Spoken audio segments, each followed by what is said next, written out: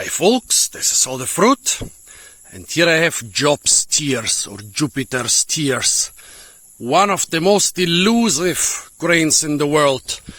I think very few Westerners, almost no Westerners, have seen a field of this. Well, that's because almost no Westerners have ever made it to this area here.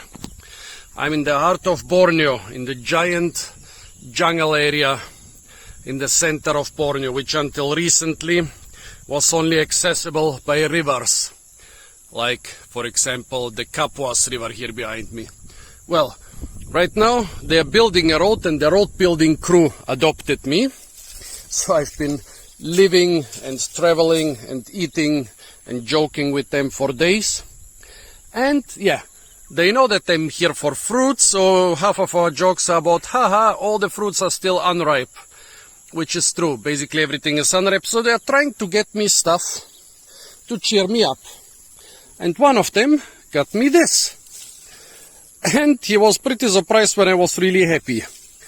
Because, well, Job's tears, most botanists who deal with grains in the West will have heard about them.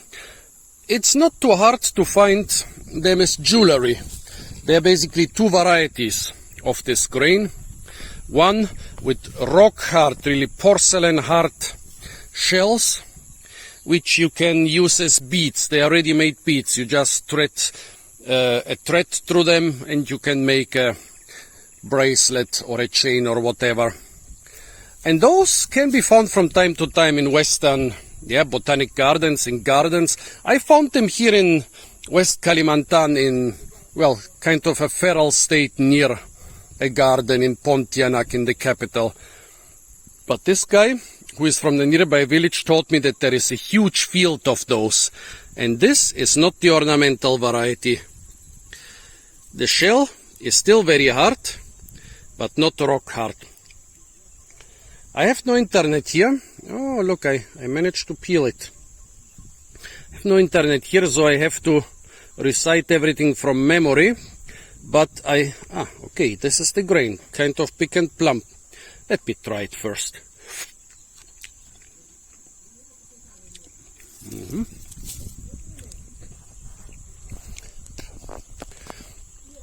Tastes similar to a young grain of wheat, but different. Here you can see one of those grains flowering. See the stigmata. I think those should be the stigmata sticking out of it. The female flower, which was going to become a grain. Now obviously it's not going to become a grain. I guess those here could be the male flowers, which are not in flower right now. Yeah, I don't see anything which looks obviously like a flowering flower. Well, was it the World Nourishment Organization or some world organization which is making statistics on what crops are being grown worldwide, states that this grain has totally lost its importance. It is a very traditional grain here in Borneo and Southeast Asia, but apparently they don't list any quantities of it being grown anymore. They know it's still being grown in remote areas for traditional reasons, for whatever, but it's of no importance for the nourishment of those nations. Well, like this guy described it, there is a big field of it, so it must be of importance for this village.